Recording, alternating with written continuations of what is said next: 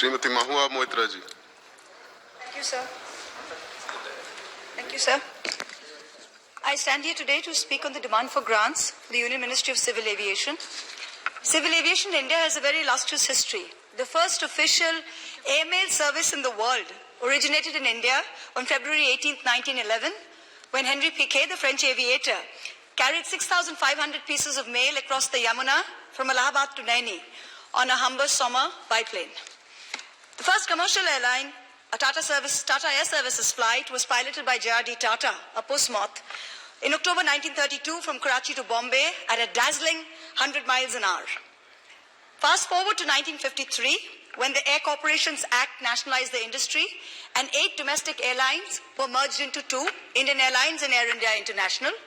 In 2011, these were again combined into one, Air India, a single entity.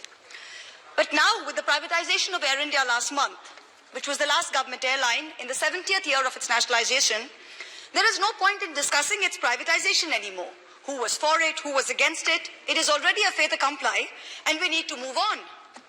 We can only hope that this government has put in enough rules and reasonable processes for aircrafts to be made available from the private sector for emergencies as and when required by the government of India, as we've seen in the case of Ukraine and many others in the last few years. As I analyze the numbers, I find that from 2014 till today, Air India formed between 60 and 95% of the Ministry of Civil Aviation's budget. The sale of Air India, basically an airline that cost the exchequer about 120,000 crores over the past 10 years due to gross mismanagement, is being now lauded as a landmark success. But Air India seemed to be the only thing that this ministry was doing, or rather doing quite badly. It is incumbent upon me as a responsible public citizen and a public representative to point out to taxpayers of this country what is the truth behind these ministries' numbers. We need to really analyze them.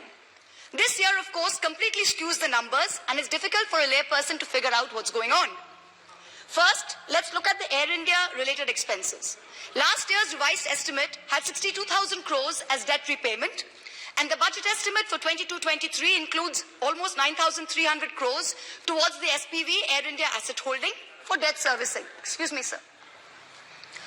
Once we exclude Air India, then the total allocation for the ministry is down 31% over last year's revised estimates. The total budget estimate for 22-23 for non-Air India expenditure is a grand total of only 1,242 crores. This is a reduction of 31% over the 1,770 crores revised for 21-22. Let us look at the breakup. First, establishment expenditure, 435 crores, increase of 12% over revised estimate. The regional connectivity scheme, this is the much touted Uran airports, Iran routes. Only 601 crores, a decrease of over 40% over revised estimate of 994 crores. 3. Airports Authority of India, 150 crores, decrease of 21% over revised estimate. Others, 57 crores, reduction of 78%. I would like to ask one question. With a paltry budget expenditure of 1,240 crores, why do we need a separate ministry for civil aviation? 1,200 crores is what Mr. Gadkari is spending to 4-lane a stretch of 67 kilometers in my district. The Manrega budget for my state is almost 3 times this amount. People should be aware that there is no country in the world apart from India and Bangladesh which has a separate and independent ministry for civil aviation. No one else. Everyone has evolved as they have sold and privatized their national carriers. I'm going to name a few examples. The US, Department of Transport. Canada, Transport Canada. UK, Department for Transport. Germany, Federal Ministry for Digital and Transport. Singapore, which still owns 55% in Singapore Airlines through Temasek, Ministry of Transport. Japan, Ministry of Land, Infrastructure and Transport. The question I raise here, or rather the proposal I put forward, is that now that this ministry is no longer in the business of running a national airline, why does it even need to be a separate ministry? What is it actually doing? Why not merge the Ministry of Civil Aviation with the Road Transport or the Shipping Ministry and create a holistic ministry for transport? The Airports Authority of India, a mini Ratna, it's a CPSE, is now the mainstay of the entire civil aviation ministry, and barring the regional connectivity RCS subsidy of about 600 crores, which incidentally is a huge underperformer, there are no big sums to be managed here at all. Even the important air navigation services is solely mandated to AAI. BCAS, the regulator, does nothing except issue aviation security circulars and conduct routine audit checks. It has a revenue budget of only 67 crores for salaries and a capital budget of only 30 crores for making a new building and for some biometric project that they're doing.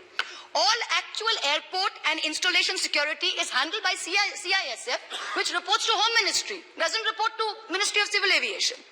Let us examine the Airports Authority of India. What exactly are they doing?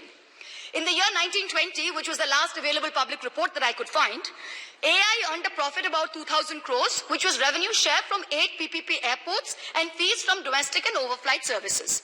It gave 1,000 crores as dividend to the Consolidated Fund of India, but the government did not even find it worthwhile to allocate at least this amount to the regional connectivity, the UDAN scheme.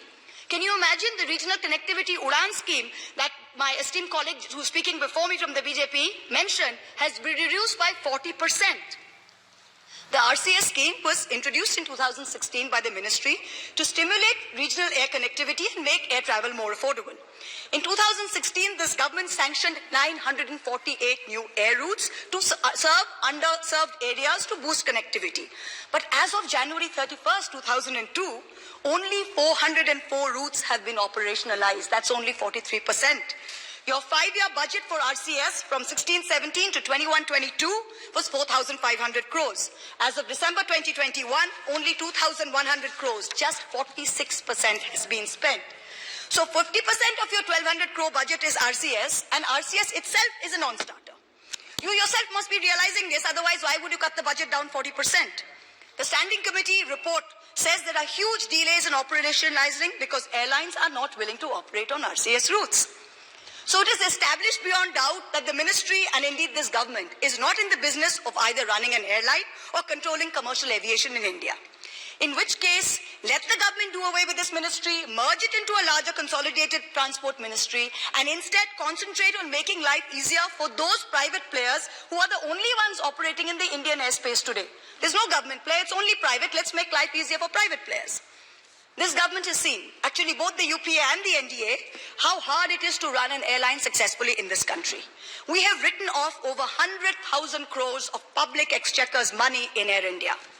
Even then, this government refuses, absolutely refuses to take any steps when it comes to fixing the taxes on aviation turbine fuel ATF that are crippling this industry with every upcycle of crude price.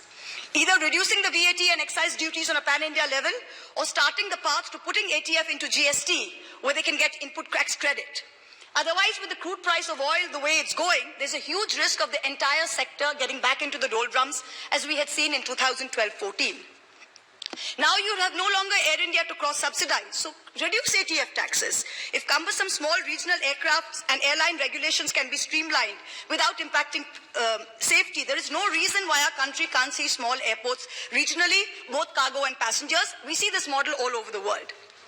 I want to now put forward the following proposals to help streamline the industry and allow private players to operate easily and profitably. Number one, reduce central excise duty on ATF from 11% to 0% with immediate effect for both passenger and cargo. Number two, please put in a uniform IGST of 5% for all parts of aircraft and aircraft engines, irrespective of the chapter of the Customs Tariff Act 1975 in which the item is covered. Different parts are covered in different chapters, attract different rates of tax. There is no single definition or clear interpretation of what is an aircraft part and what is a whole. Is an aircraft engine part or a whole? There is no clarity. Number three, discontinue GST on engines repaired abroad, allow ITC. India currently has negligible MRO capacity. MRO is maintenance, repair and operations. We don't have domestic capability. So airlines have to take their engines abroad for repairs, whether in warranty or under warranty.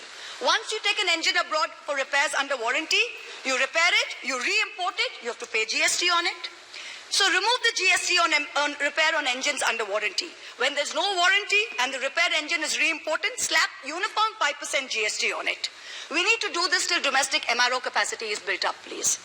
Number four, currently airlines pay GST under the reverse charge mechanism RCM. But during COVID, we saw that ticket cancellations were often higher than ticket bookings and GST credit accumulated. Airlines have fixed monthly expenditure and there's a monthly addition to input tax credit. What the industry needed was liquidity. And here we had a situation where there was a huge amount of credit accumulation combined with sticky cash flows. So please defer RCM tax payments for 6 months till we get back to normal. Financing. We saw during COVID, several airlines in India had approached their bankers for support, but bankers could not extend any funding to the industry except under the Emergency Credit Line Guarantee Scheme, which was very restrictive. Let us have a mechanism where funds should be provided to airlines based on their financial strength, based on their ability to repay.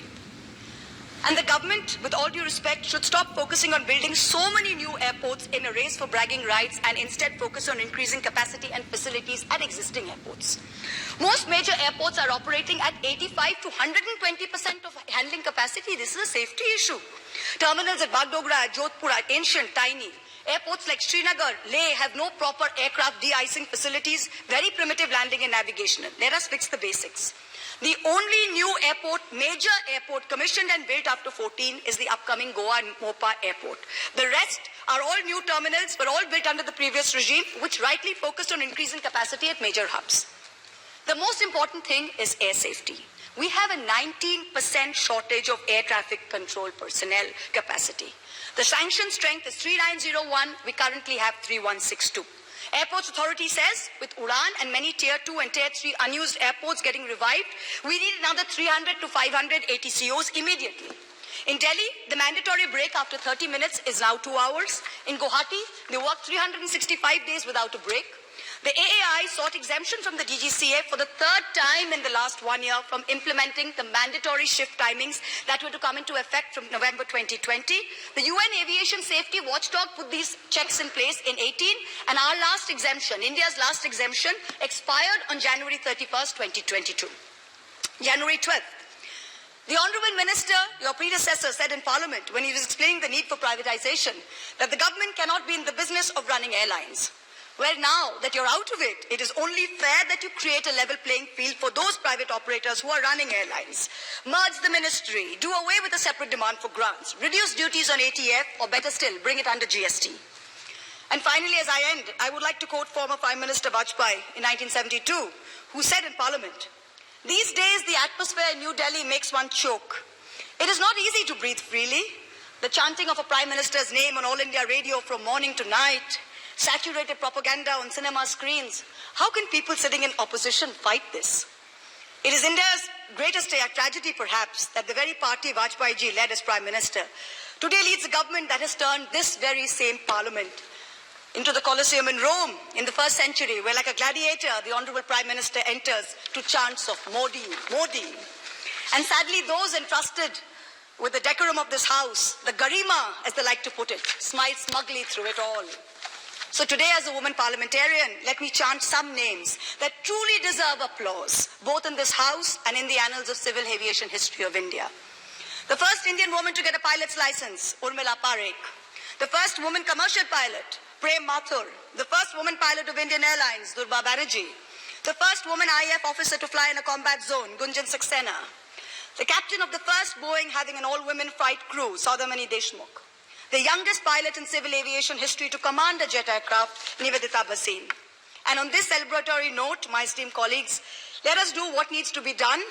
Keep the Maharaja out of the skies by all means, but let's keep the Aam Aadmi flying high. Jai Hind. Thank you very much.